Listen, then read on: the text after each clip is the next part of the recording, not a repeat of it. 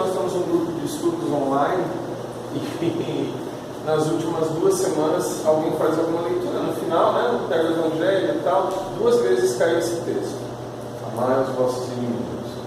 Então a gente precisa realmente aprender. Mas o mais interessante é lembrar, para quem já estudou história, que nós tivemos uma lei, o Código de Hammurabi, há mais de 4.000 anos, dizendo olho por olho, dente por dente. E se a gente usar olho por olho, dente por dente, nós estaríamos aqui todos cegos e banguelos. Né? Todos nós cometemos alguns erros. Então eu vou começar, eu vou pedir uma licença poética, eu vou começar passando um filminho para vocês, que é um filminho feito por 3 crianças de 13 anos, que tinham entendido isso um pouco. Né? Um deles, meu filho, quando tinha 13 anos. Então que a gente preste atenção nesse filminho, deixa eu ver se ele funciona aqui. Opa. Tem áudio? Tem áudio, mas é só uma música, então não é necessário.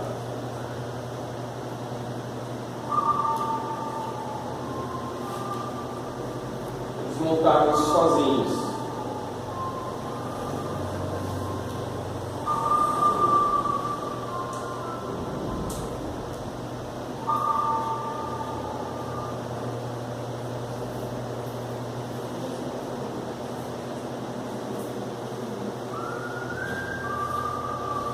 Vão estudando, pegando armas maiores,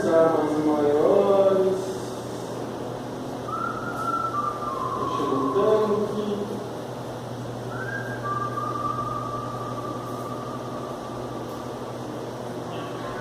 Posso colocar no começo para a gente ver todo o tem rotina.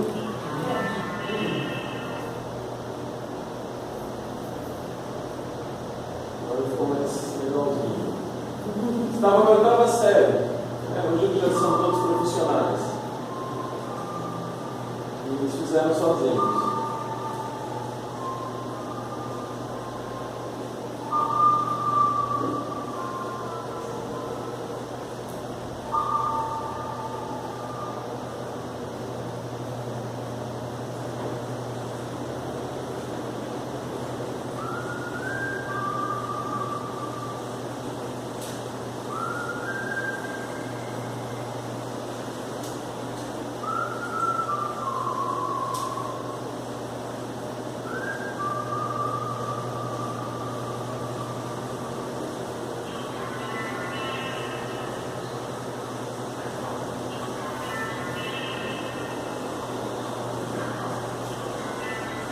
Assim termina a disputa.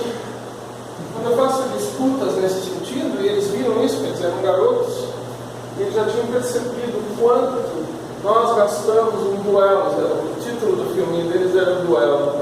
O quanto nós gastamos em duelos, do tipo, eu quero ter razão, eu tenho que ter a última palavra, eu tenho que dizer, bater o levou. E o que a gente conquista é só esse final, realmente.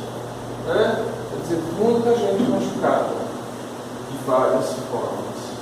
A gente precisa tomar cuidado. Eu lembro que uma amiga que uma vez ela sempre perguntava: você quer ser feliz ou quer ter razão? Escolha. Né? Então, amar os nossos inimigos, primeiro, não é só uma questão de bondade, é uma questão de lógica. Porque se eu for criando muitos inimigos e já for disputando com eles, se eu quiser ter a última palavra, eu vou acabar com uma desse caminho. Isso é tudo. Será que vale a pena? Amai os vossos inimigos, fazei bem aos que vos odeiam e orai pelos que vos perseguem e caluniam. Por quê? Porque ter um inimigo faz com que eu fique preocupado com essa inimizade. Eu sempre vou ficar preocupado, eu vou querer ficar disputando alguma coisa com o meu inimigo, uma perda de tempo, uma perda de energia. E se eu conseguir, a melhor coisa que pode acontecer com uma inimizade é que ela seja terminada e eu ganhe um amigo. Né? A gente às vezes não tem essa noção. Porque se somente amardes os que vos amam, que recompensa tereis disso, diz o Evangelho. Se você só amar as pessoas que falam o que você quer ouvir, que recompensa que você tem? Você está aqui para aprender, você está aqui para viver vários. A gente continua aqui tranquilamente. Você está aqui para viver várias experiências. Né? Não sei se vai acender rápido, porque ele demora um pouco. Então, qual é a vantagem que você vai ver entre os outros se você só amar as pessoas que são iguais a você? Né? Então, muito cuidado. Né? Não fazem assim também os publicanos, diz o Evangelho. Quer dizer, não fazem assim também aquelas pessoas que a gente considera que não são amáveis, que não são voltadas para o amor. Se unicamente saudardes os vossos irmãos, que fazei mais para os outros?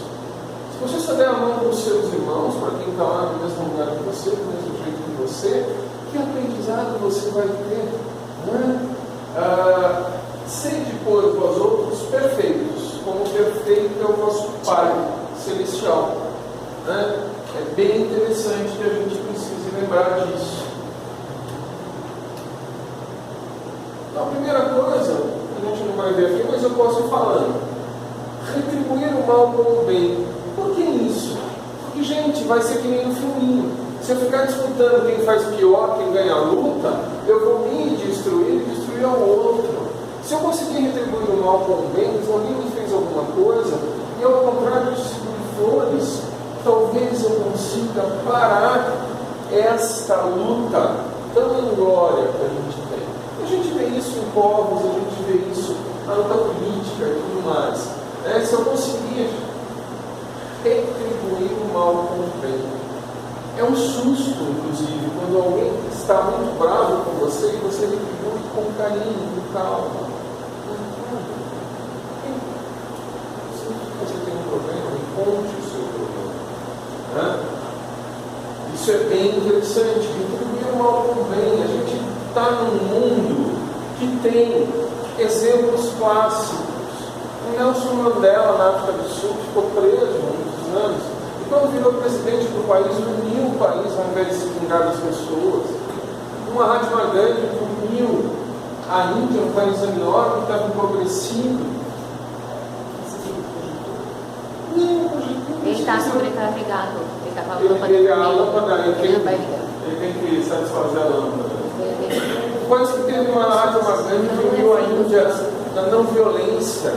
Um mundo que já teve essas pessoas, um mundo que tem uma Dalai Lama, tem lá, o país dele foi invadido, ele está o tempo todo tentando distribuir amor e não lutando contra a invasão. Um mundo que já teve Chico Xavier, enquanto humilhava, agradecia, tentava fazer o bem sempre.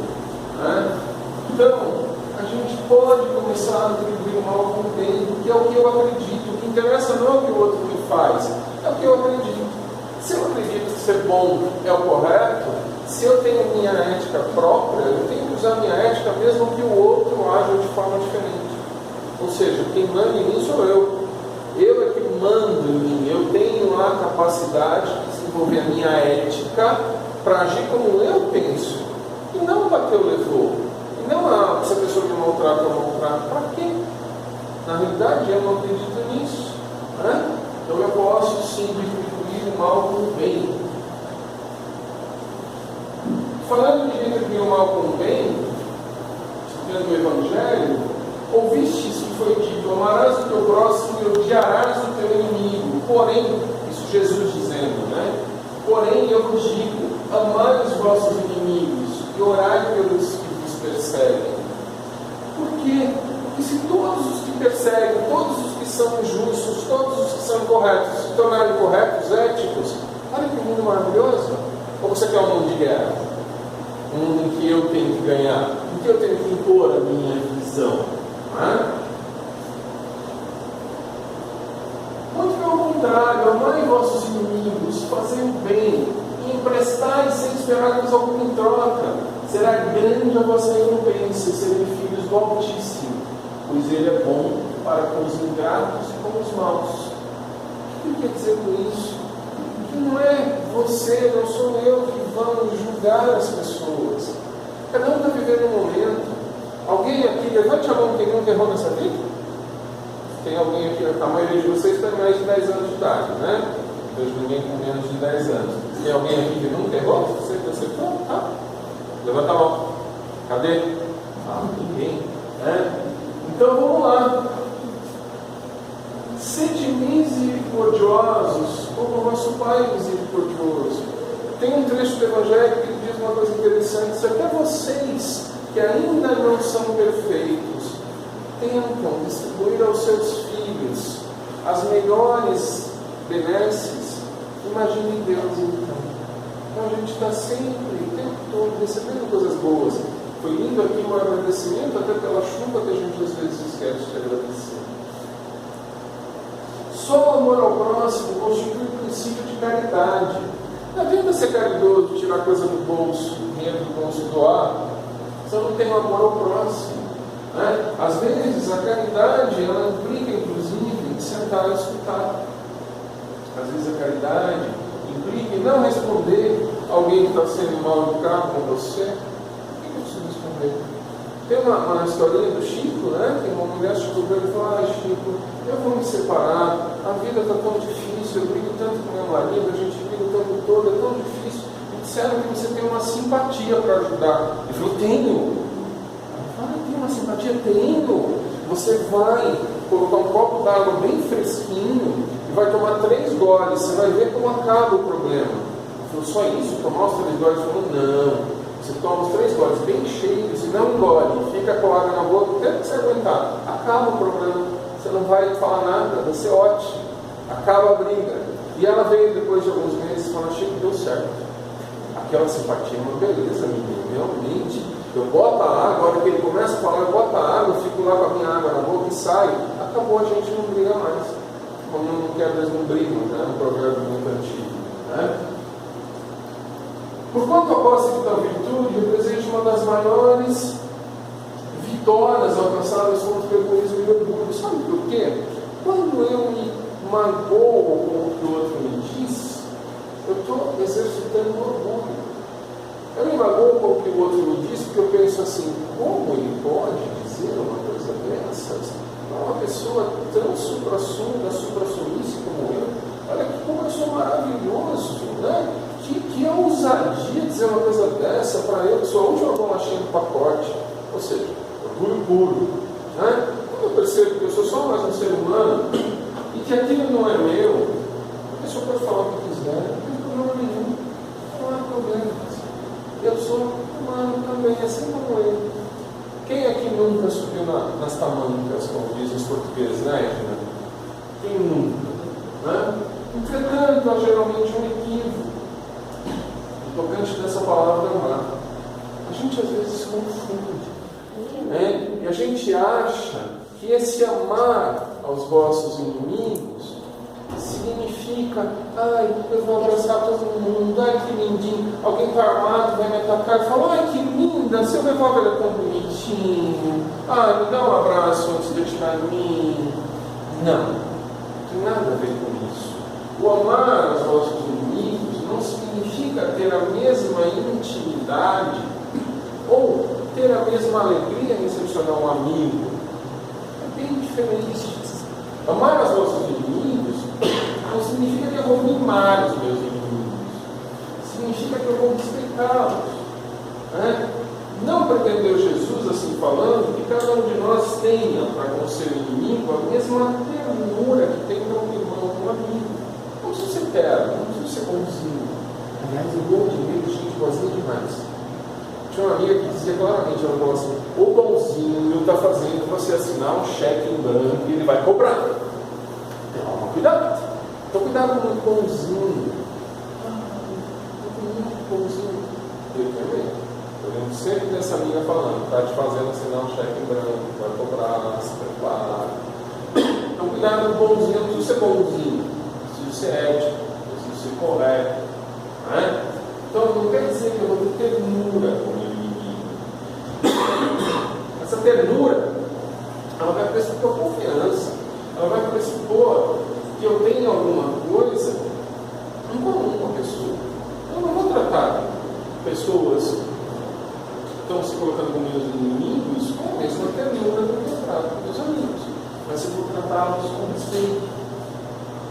Ninguém pode ter para com ela expansões de amizade, sabendo que é capaz de abusar da sua atitude. Ou seja, eu não vou ser amiguinho de todo mundo, mesmo de pessoas, mesmo ainda quando eu sei que há pessoas que podem abusar dessa amizade.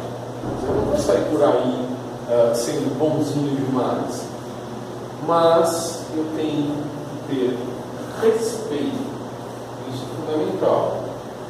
Entre pessoas que desconfiam umas das outras, não pode haver essas manifestações de simpatia. Se eu desconfio de alguém, você vai abraçando, isso não é amar o próximo, isso é ser falso.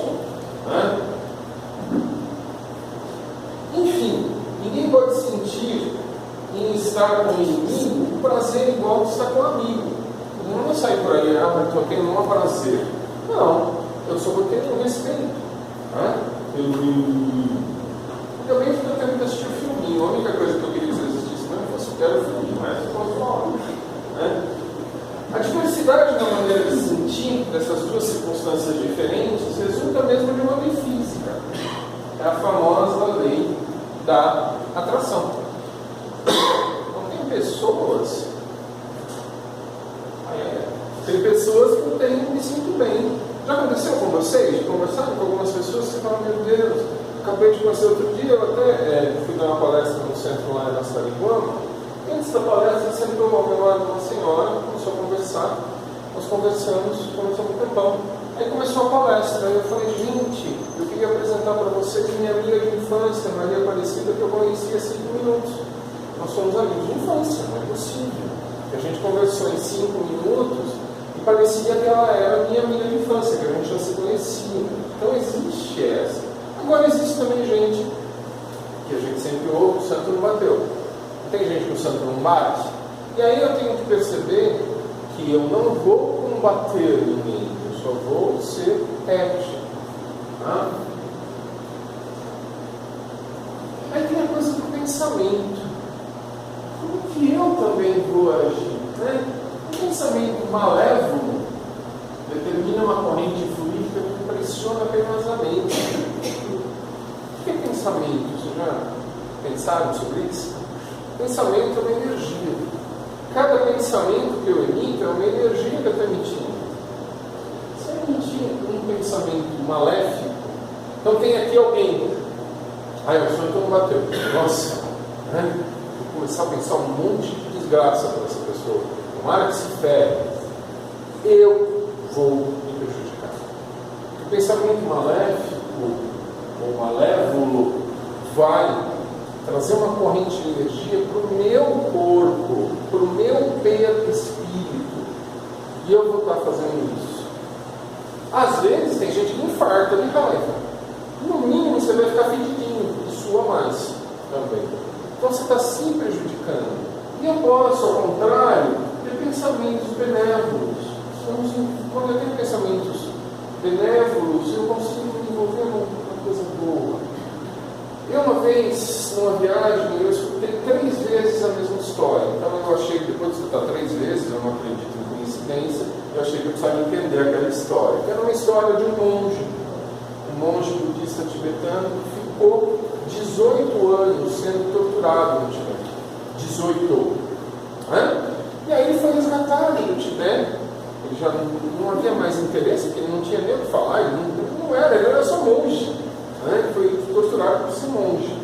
E aí quando ele foi trazido para perto do Dalai Lama, que não mora no Tibete, mora na Índia, o Dalai Lama fez um jantar para ele e falou, olha, o que você teve mais medo nesse período em que você ficou lá preso, sendo torturado? E aí ele falou para o Dalai Lama, que eu tive mais medo foi de perder a capacidade de amar todos os meus irmãos, mesmo aqueles. Eu escutei essa história 3 vezes, de 3 pessoas diferentes. Então talvez nós tenhamos que começar a desenvolver esse medo de perder o amor pelas pessoas, mesmo aquelas que me incomodam, mesmo aquelas que eu tenho que ter um pezinho atrás, né? E começar a ter pensamentos benévolos, mesmo para as pessoas que me incomodam, porque se eu tiver pensamentos maléficos ou malévolos, eu vou estar me prejudicando, vou prejudicar a minha energia. Amar os inimigos não pode, pois, significar que não se deve estabelecer diferença. Claro que eu vou estabelecer diferença. Tem alguém aqui que não é lá tão legal, eu não vou me aproximar tanto, eu não vou fazer festinha, não vou convidar para minha casa o tempo todo. Né? Se esse preceito parece difícil prática, possível mesmo, é apenas para entender falsamente que ele manda de meu coração, assim o amigo como o inimigo. Não é isso. Eu não vou estar recebendo todo mundo de braços abertos. Eu só vou ser ético. Mesmo com as pessoas que me incomodam, eu vou ser ético. Se eu acredito no amor, eu vou agir com amor. Se eu acredito na ética, se eu acredito em falar mais baixo, eu às vezes grito, mas eu grito, né? Tento gritar mais para as festas do que para as coisas de braveza, né? Mas se eu acredito nisso, eu tenho que fazer isso porque é o que eu acredito. E não fazer mediante a atitude do outro, senão o outro vai estar me coordenando, vai estar me manipulando. Eu não quero ser manipulado por ninguém. Eu quero expressar a minha ética.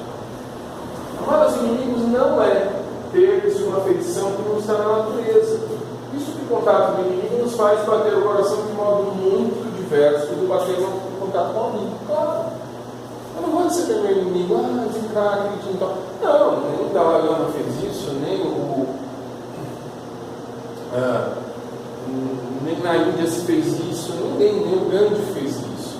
Tá? O que eu faço é respeitar a todos. Eu não preciso combater a agressividade com agressividade. Por isso que o filminho está lá. Mas amar os inimigos é não guardar ódio. Porque o ódio não vai fazer mal só para o outro, faz mal para mim. Quando eu tenho ódio de alguém, eu faço que estou fazendo mal para mim. Quando eu estou com raiva de alguém, eu estou remoendo em mim. Eu estou batendo os meus dentes estão quebrando à noite porque eu estou mordendo a pessoa. Eu estou com dor de cabeça, eu não sei porque eu estou com dor de cabeça o dia inteiro pensando coisas ruins. Nem desejo de vingança. Eu lembro quando eu era pequeno, às vezes brincando, na minha casa, minha mãe dizia assim: a vingança é a maior arma do covarde. A vingança é sempre a arma do covarde. Isso ficou muito marcado. É perdoar-lhes. Perdoar, gente, não é esquecer. Perdoar é não entrar naquela energia, não ficar remoendo, não ficar me fazendo mal. Quando eu perdoo alguém, a maior liberdade vem para mim. Quando eu consigo me desvencilhar e falar: nossa, olha, essa pessoa está fazendo alguma coisa com a qual eu não concordo. Mas faz parte da humanidade, não é? Eu também já fiz algumas coisas que não foram legais. Então, ok, está perdoado. Perdoar não significa que eu vou aplaudir. Significa simplesmente que eu não vou ficar o tempo todo criticando, que isso faz mal para mim. Perdoar é a maior libertação para quem perdoa, não para quem é perdoado. Sem pensamento oculto e sem condição. Eu perdoo sem nenhuma condição do mal que foi feito. Mas foi feito mal, não interessa. Não vou ficar me remoendo por isso. Amar os inimigos é não opor nenhum obstáculo à reconciliação com eles. Se o seu inimigo vem se reconciliar com você, cara, você acabou de ter uma oportunidade de trocar um inimigo por alguém neutro, no mínimo. Ou talvez até, se ele conseguiu conversar, ele ou ela, você sente que daqui a pouco, ao invés de ter um inimigo, você tem um amigo. Olha que maravilha. É desejar-lhes o bem e não o mal. Gente, eu quero que meus inimigos sejam muito bem, recebam coisas muito boas, aprendam coisas muito boas. Por quê? Porque daí eles vão ser bons e eles vão virar meus amigos. Olha que maravilha de mundo. O que não tem inimigo, o que não tem mais gente injusta, não tem mais gente agressiva, não tem mais guerra. Que maravilha seria. Eu me lembro que eu conhecia, sempre essa história, eu devo ter contado aqui, uma senhora que era uma pedagoga na Croácia, depois da guerra na Croácia. A guerra foi terrível. E ela foi falar para a gente, ela falou: eu tenho um projeto inovador na Croácia, um projeto de educação inovador. E aí perguntamos: qual que é o seu projeto inovador? Ela falou: uma escola para crianças. Todo mundo olhando para ela com aquela cara, né? Escola para crianças? Ela falou: é um projeto muito inovador. Mas por que é inovador? Porque é uma escola para crianças. Na Croácia só tinha escolas para islâmicos, escolas para cristãos, escolas para judeus, escolas para sérvios, escolas para croatas. Agora tem uma escola para criança. E essa foi a grande maravilha. E aí os pais que islâmicos começaram a conversar com pais que eram cristãos e descobriram que eles eram iguaizinhos e pararam de brigar. Então essa foi a maravilha, quando a gente para de colocar diferenças, quando a gente para de dividir nós e eles. Toda vez que falarem nós e eles, tem alguma coisa errada na história. Amar os inimigos e socorrê-los se tiver alguma. Sabe? A maior possibilidade de você transformar o seu inimigo em um amigo é no momento que ele está passando por um problema muito sério, você socorrê-lo. Qual é o problema? De repente, ele pode virar seu amigo.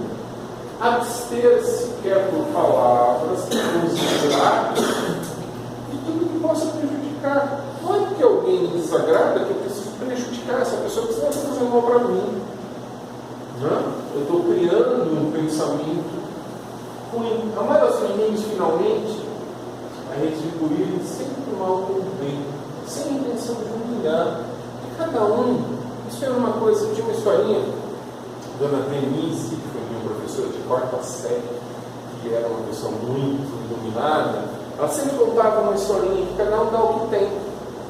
Então eu preciso acumular mais coisas boas para poder dar coisas boas. Porque se eu estou dando coisas ruins para as pessoas, é porque eu estou acumulando coisas ruins. Então, muito cuidado com isso. Quem assim procede preenche as condições do mandamento, amar os vossos inimigos. Quando eu consigo amar os meus inimigos, daqui a pouco isso foi verdadeiro, daqui a pouco eu deixo de ter inimigos, o que é uma grande vantagem nesse mundo. Para o Espírito, amar os vossos inimigos tem na sua visão passado, presente e futuro. Que moral tenho eu para criticar alguém que está fazendo alguma coisa, se possivelmente eu em outras encarnações já fiz pior? Quando eu olho para mim, e eu não preciso saber o meu CPF da vida passada, nem meu nome, nem nada disso, mas pela minha índole eu começo a perceber quem eu fui na vida passada e quais são as dificuldades que eu tenho agora para lapidar. Então eu começo a perceber isso. Então o passado vai dizer que eu já vivi outras vidas, e que eu provavelmente, como estou aqui, não estou de asinha, nem tocando arquinha, eu não sou anjo. E eu estou aqui para aprender. Se eu estou aqui para aprender, porque eu ainda preciso aprender. Então eu já devo ter feito cada coisa do arco da velha. Então quem sou eu para julgar o outro? O outro está aprendendo também. Então vamos devagar com isso. Presente. Quando eu vejo o presente é o presente. Esse nome já é lindo. Que é um presente de Deus que eu tenho que agradecer. Olha que lindo, nós estamos aqui hoje. Teve uma chuva, está mais fresco, nós estamos aqui entre amigos, entre pessoas boas. Olha que maravilha esse nosso presente. E o futuro? O futuro, para o espírita, é realmente de trabalho. Nossa, de trabalho é de cansaço? Não, é de trabalho regenerador. É de possibilidade de trabalhar auxiliando as pessoas, de trabalhar ajudando. Vejam, por exemplo, as histórias de André Luiz, que teve toda a dificuldade de passar um período no umbral, de repente ele começou a trabalhar auxiliando as outras pessoas, o quanto ele evoluiu nesse sentido. Um trabalhador como Chico, um trabalhador como Divaldo, quanto eles produzem, quanto eles ajudaram. Divaldo Franco tem não sei quantas centenas de filhos adotivos que ele adotou, ele cuida dessas crianças abandonadas lá em Salvador, com o maior carinho, da escola, tudo mais. Então, vejam, que maravilha. Para o Espírito, então, amar aos nossos inimigos é entender um pouco. No passado, eu devo ter feito pior. Então, quem sou eu para julgar quem está fazendo agora? E no presente, eu tenho que agradecer. Aqui no futuro, eu quero trabalhar ajudando. Então, se eu quero trabalhar ajudando, quem que eu vou ajudar? Como disse Jesus, o doente que precisa do médico. Se eu quero ajudar, eu preciso ajudar quem está com mais dificuldade. Quem está com mais dificuldade é quem ainda age com agressividade. O Espírita sabe que as maldades fazem parte das provas. São provas, são possibilidades. O que é prova? Prova não é infortúnio. Prova é possibilidade de eu comprovar que eu passo nessa matéria, que eu já passei por isso, eu já posso ultrapassar esse limite. E aí as vicissitudes tornam menos amargas. Eu vejo e falo, nossa, isso aqui é só para me provar. Eu preciso entrar nisso? Eu preciso mergulhar de cabeça e ficar atarantado? Não. Muito mais calmo. O espírita tem mais facilidade de perdoar. Não se queixa. E às vezes até agradece a Deus, fala, Senhor, o Senhor me deu uma prova. Na escola a gente não tinha que agradecer o professor que dá prova, porque na escola eu só passo de ano se eu faço a prova. Então quando eu posso fazer a prova, significa que eu estou preparado, que eu posso evoluir. Então muitas vezes eu poderia agradecer a Deus também. Sente além disso que quanto mais generoso for, tanto mais se engrandece aos seus próprios olhos e se põe fora do alcance dos dados do inimigo. Se a gente for ler a história de Gandhi, o filme, que é tão bonito, ele estava tranquilo. Ele não era uma pessoa que estava desesperada, xingando, mas ele estava tranquilo, ele foi fazer tudo de uma base tranquila, sem desespero. Por mais que o que ele estivesse pedindo fosse justo, ele estava pedindo a liberdade do povo dele, ele não agiu de forma agressiva. E ele estava tranquilo. Tanto é que no final dessa revolução pacífica, não houve derramamento de sangue. Coisas que acontecem em outras revoluções. Vi que a Revolução Francesa, que tinha lá liberdade, igualdade, fraternidade, que a hora que acabou a Revolução, todo mundo começou a cortar o pescoço das pessoas. Não vejo liberdade, fraternidade, nada disso. Uma revolução violenta e sangrenta. O Gandhi não. O Mandela conseguiu fazer uma revolução de amor também, amando, inclusive, aqueles que o tinham prendido antes. Todo mundo achou que ele fosse se vingar, não. Ele trouxe todo mundo para conversar, do tipo, precisamos reconstruir esse país. Aquele que no mundo moral se eleva acima da humanidade material, compreende que o ódio, o rancor, o aviltaria e o rebaixaria. Então, como é que no ódio, quando tem rancor, isso só me faz mal, isso só me rebaixa.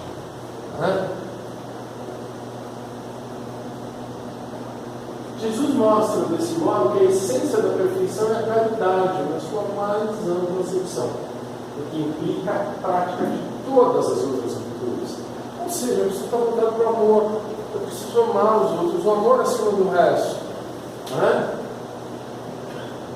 O Espiritismo não institui nenhuma nova moral. Ele apenas vai facilitar aos homens a inteligência prática da moral de Cristo, facultando fé inabalável, esclarecida aos que duvidam ou vacilam. O Espiritismo não vem trazer uma moral nova, ele só vem rever como. Eu costumo brincar, inclusive, que o Evangelho segundo o Espiritismo é um manual de sobrevivência na selva encarnada. Você está encarnado, você precisa de um manual de sobrevivência. Os bons espíritos reconhecem o verdadeiro espírita pela sua transformação moral e pelos esforços que emprega para domar suas inclinações más.